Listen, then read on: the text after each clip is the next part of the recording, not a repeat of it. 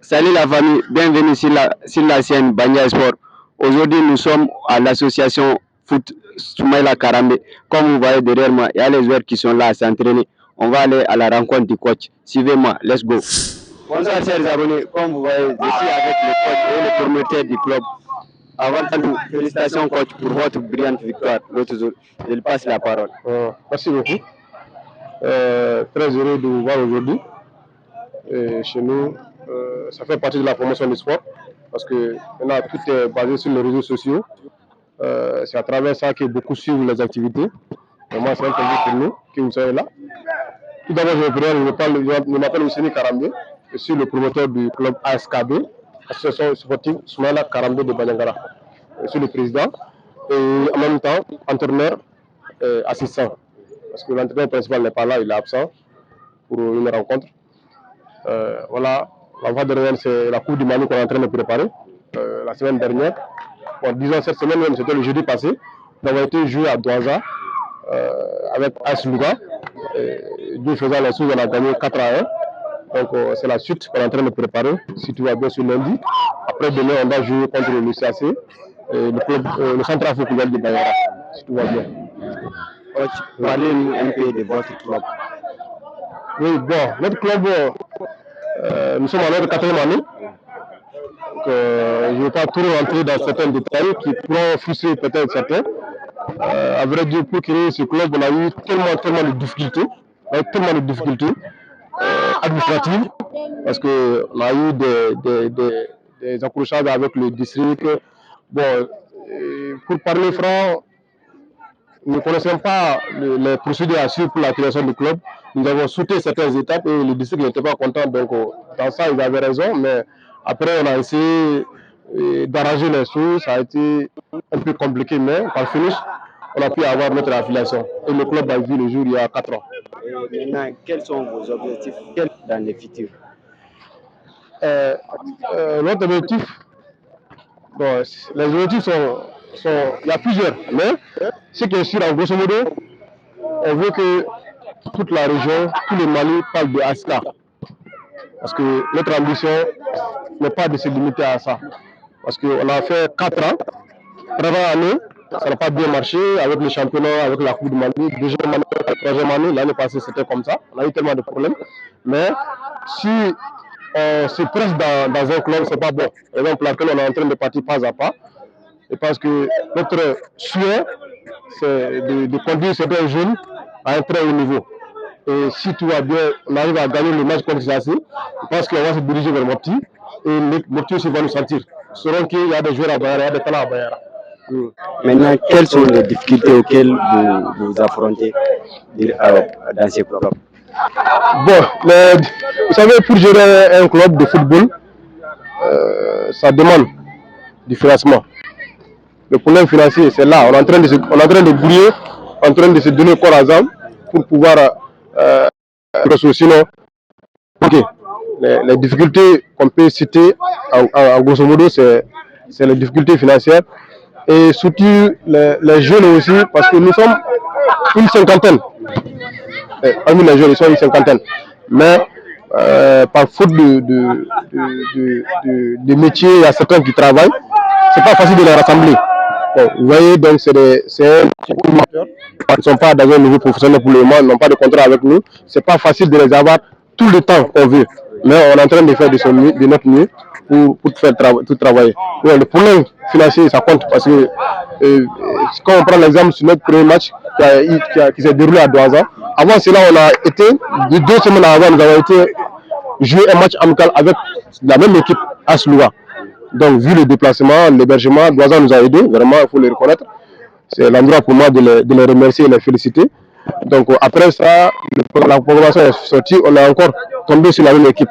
Donc, vu sur le déplacement coûte. Vraiment, c'est ça.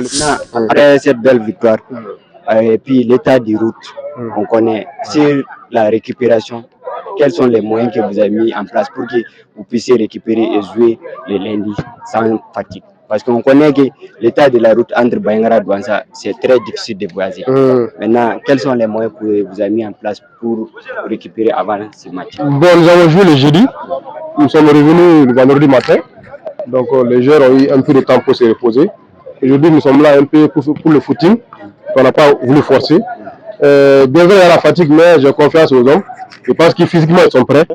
Donc le match de lundi ne sera pas un problème pour nous, je pense. Et quand on regarde le règlement de l'association, il y a des procédures à suivre. Mais c'était payant dans le règlement, dans l'association, c'était payant. Mais l'adhésion était payante, mais je pense qu'on n'a pas tenu compte de tout ça. Après cette compétition, toute personne qui veut jouer, nous avons, vous voyez les 50 joueurs que nous avons ici, on les a tous eu comme ça. D'habitude, on jouait ici avant le club. Donc, vu qu'on jouait dans l'informel, donc on a eu l'idée de créer le club. Toutes les personnes qui veulent jouer, on ne les rejette pas, ils jouent. On observe leur jeu, leur talent, on essaie de constater est-ce que ce jeune-là, si on le signe à une licence, est-ce qu'il pourra faire quelque chose pour nous. Donc c'est à travers ça qu'on prend les joueurs.